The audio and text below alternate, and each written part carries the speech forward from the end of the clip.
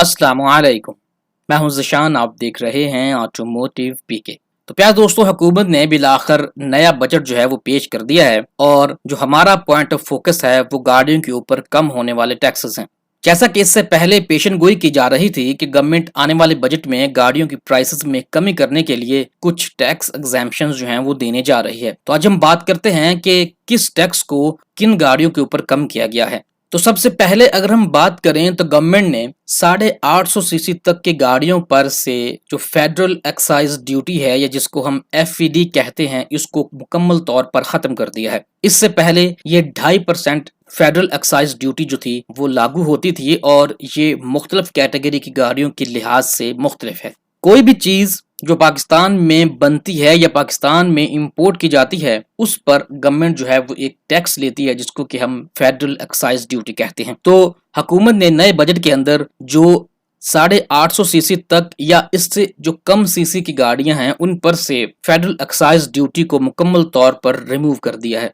इसी तरह से 850 सीसी तक की गाड़ियों के ऊपर जो दूसरा टैक्स है जिसमें कमी की गई है वो सेल्स टैक्स है। आप लोग जानते हैं कि पाकिस्तान में कोई भी प्रोडक्ट जो फरोख्त होती है उस पर गवर्नमेंट जो है वो उस प्रोडक्ट की प्राइस का 17% जो है वो चार्ज करती है।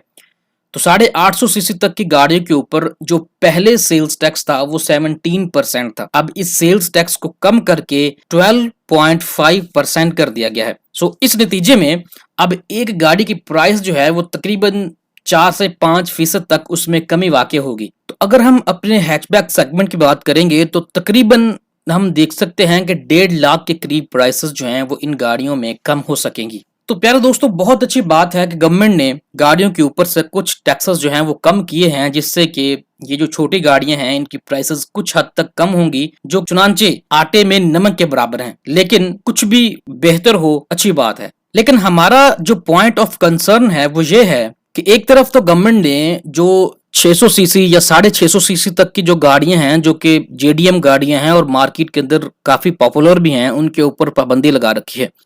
और दूसरी बात यह है कि ये जो 850 सीसी की कैटेगरी है इसमें जो गाड़ियां आएंगी वो कौन सी गाड़ियां हैं। 2 से 3 गाड़ियां ऐसी हैं जो कि इस कैटेगरी के अंदर आएंगी। सबसे पहले सुजुकी आल्टो है जो कि इस वक्त हॉट सेलिंग कार है। इसी तरीके से यूनाइटेड ब्रेवो है और प्रिंस पर्ल। सुजुकी आल्टो एक अच्छी मार्केट गेन करने में कामयाब है। इसी तरीके से अगर हम प्रिंस पर्ल की बात करें या यूनाइटेड ब्रेवो की बात करें तो उस लिहाज से इन गाड़ियों को वेलकम नहीं किया गया शायद, जिस तरह से आप देखेंगे कि ऑल्टो जो है उसको पसंद किया जाता है। इससे पहले सुजुकी मेहरान मार्केट के अंदर थी तो वो भी एक बेहतरीन फरोख्त होने वाली गाड़ी थी। बहरहाल मेरा यह ख्याल था कि गवर्नमेंट इस सेगमेंट को मजीद थोड़ा सा बढ़ाती और इसको 1000 सीसी तक की गाड़ियों तक ले जाती, क्योंकि आप देखेंगे कि जो हैचबैक गाड़ी है उसकी जो मैक्सिमम इंजन कैपेसिटी कह लें वो 1000 सीसी तक होती है। सो गवर्नमेंट को चाहिए था कि वो 1000 सीसी तक की गाड़ियों के ऊपर अगर टैक्स कम करती, क्योंकि उससे एक तो जो कल्टस वैगनार वगैरह हैं वो भी इस कैटेगरी के अंदर आ जाती हैं। और इसी तरह से हम एक्सपेक्ट कर रहे हैं जो कि एमजी की आने वाली गाड़ी जिसको MG3 कहा जाता है